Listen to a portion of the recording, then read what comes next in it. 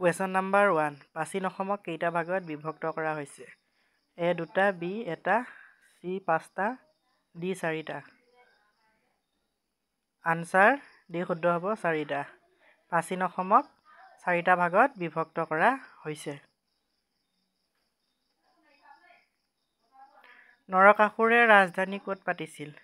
A Guwahati, B Tezpur, C Pragjyotishpur, D ওপৰৰ এটাও নহয়। আনচাৰ C শুদ্ধ হ'ব প্ৰাগজ্যোতিষপুৰ। নৰকাসুৰে প্ৰাগজ্যোতিষপুৰত ৰাজধানী পাতিছিল। নৰকাসুৰে কোনটো বংশ প্ৰতিষ্ঠা কৰিছিল? A বৰ্মন বংশ, B ভৌম বংশ, C মৌৰ্য বংশ, D ওপৰৰ এটাও নহয়।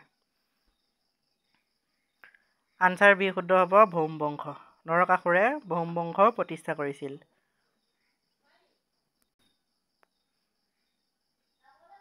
অগ্নিগড় ক'ত অৱস্থিত?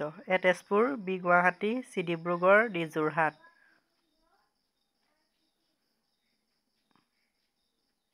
আনচাৰ A শুদ্ধ তেজপুৰ। অগ্নিগড় তেজপুৰত অৱস্থিত।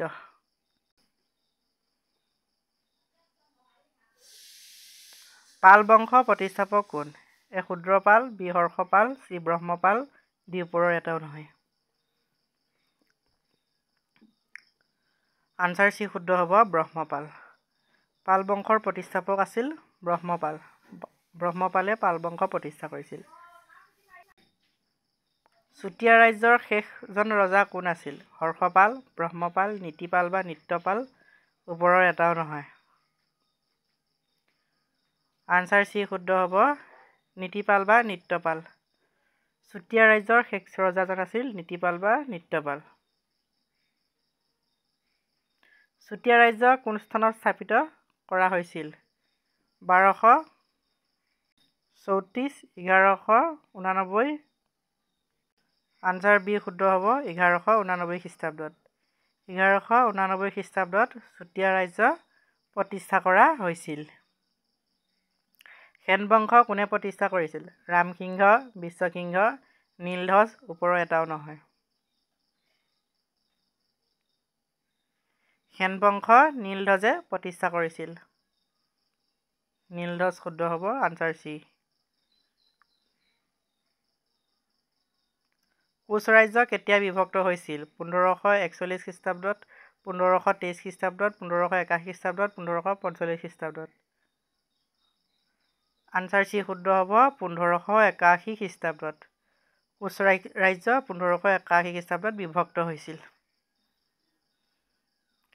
কছাৰীসকল কোন জনগোষ্ঠীৰ লোক? মংগোলীয়, গাৰো, বড়ো নে দেউৰী? আনচাৰ A শুদ্ধ হ'ব মংগোলীয়। কছাৰীসকল মংগোলীয় জনগোষ্ঠীৰ লোক আছিল।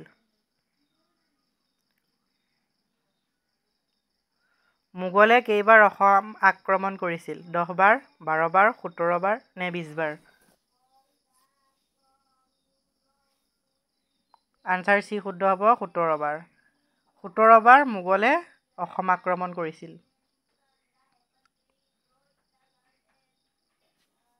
মিৰ্জুমলাই কেতিয়া অসম আক্ৰমণ কৰিছিল? 1682 খ্ৰীষ্টাব্দত, 1660 খ্ৰীষ্টাব্দত, 1650 খ্ৰীষ্টাব্দত, ওপৰৰ এটাও নহয়।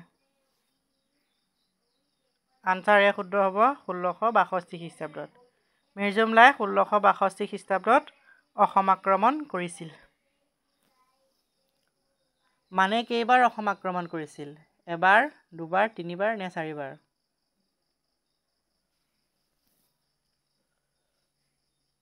আনচাৰ C শুদ্ধ হ'ব 3 বাৰ। মানে 3 বাৰ অসম আক্ৰমণ কৰিছিল।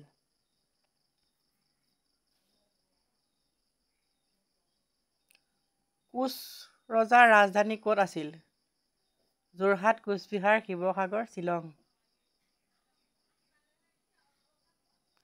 আনচাৰ B শুদ্ধ হ'ব কোচবিহাৰ। কোচ ৰাজ্যৰ ৰাজধানী কোচবিহাৰত আছিল।